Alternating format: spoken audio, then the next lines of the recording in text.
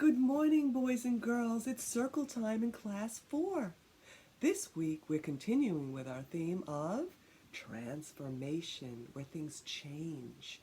And what we're going to do this week is hear many different versions of the fairy tale Goldilocks and the Three Bears. Let's count to 3. 1, 2, 3. Great job. Okay, let's get ready to sing our song. La la la la la la la.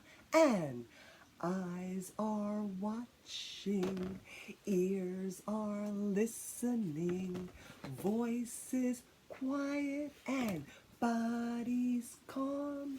This is how we listen, this is how we listen at circle time, at circle time. Get your flowers. Let's smell the flowers and blow out the candles. Smell the flowers and blow out the candles. Next month and the month after, during the summer, we have Azriel and we have Avrami's 4th birthday coming up. So, our first book that we're going to read is by James Marshall, and it's called Goldilocks and the Three Bears. Who do you think this is? Goldilocks, right? Because she has goldish hair. And I see the 3 bears. What are they on? A bicycle. Okay, very nice. Once there was a little girl named Goldilocks. What a sweet child, said someone new in town. That's what you think. One morning, Goldilocks' mother sent her to buy muffins in the village. You must promise not to take the shortcut through the forest. I heard that bears live there. I promise, said Goldilocks. But to tell you the truth, Goldilocks was one of those little girls who did exactly as she pleased. So why did Mom say, don't go through the forest?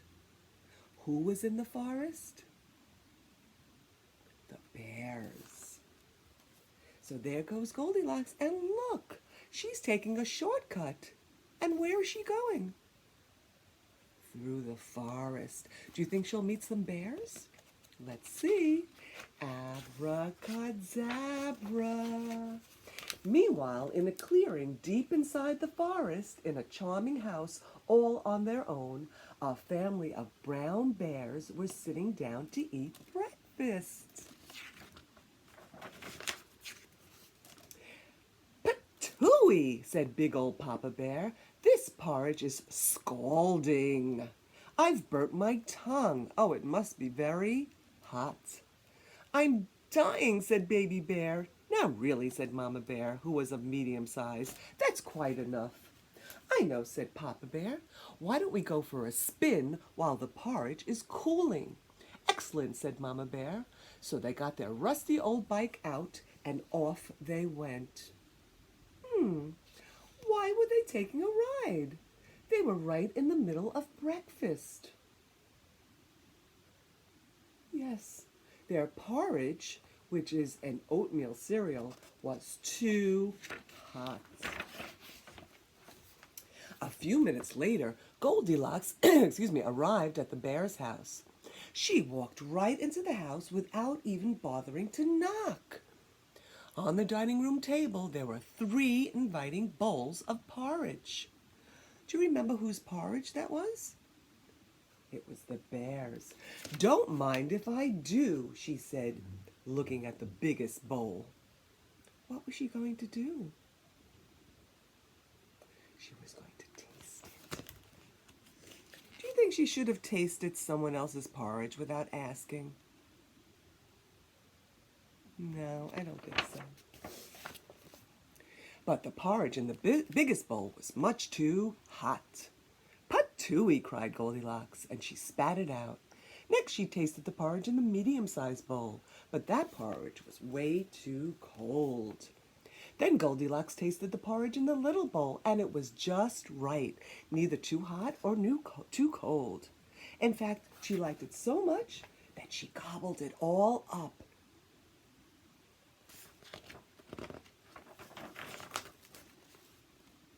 Full and feeling satisfied, Goldilocks thought it would be great fun to have a look around.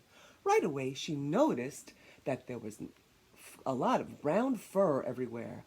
They must have kittens. Whose fur was it? The bear's.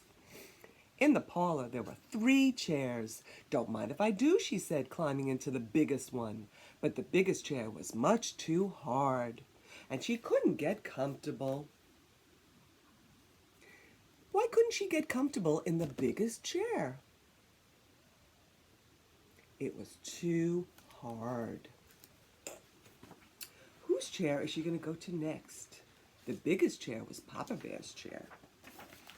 She tried Mama Bear's chair, but it was too soft, and she could hardly get out of it. Then she sat in Baby Bear's chair, and it was just right. She sat there and she sat there until it got all broken up. Oh, she broke Baby Bear's chair. Oh, I'm tired. Goldilocks went upstairs and she looked for some beds. Upstairs there were 3 beds. Don't mind if I do. She got into the biggest bed, but the head of the biggest bed was way too high. She went into the medium-sized bed, but she sunk down too low. She got into Baby Bear's bed, the littlest bed, and it was just right. Do you know what happened? She fell asleep. I wonder who's going to come home. Who do you think is going to come back? The 3 bears. And I bet they're going to be very, very hungry. They came back and they went inside and they couldn't believe their eyes. Somebody's been eating my porridge, said Papa Bear. And somebody's been eating my porridge, said Mama Bear. And somebody's been eating my porridge, said Baby Bear, and they've eaten it all up. How do you think Baby Bear was feeling? Very sad. Then they went into the living room and they couldn't believe their eyes. Someone's been sitting in my chair, said Papa Bear. Someone's been sitting in my chair, said Mama Bear. And someone's been sitting in my chair, said Baby Bear, and they broke it all up. How is he feeling? Very, very sad. Where do you think they're going to go next?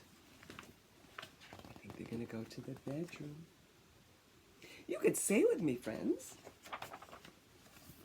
Papa Bear sat down on his bed and he said, somebody's been lying in my bed, and he was not amused. That means he didn't think it was fun at all. Mama Bear said, someone's been sitting in my bed.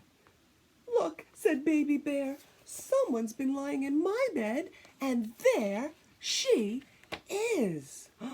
How is Goldilocks going to react when she sees the 3 bears? Should we see?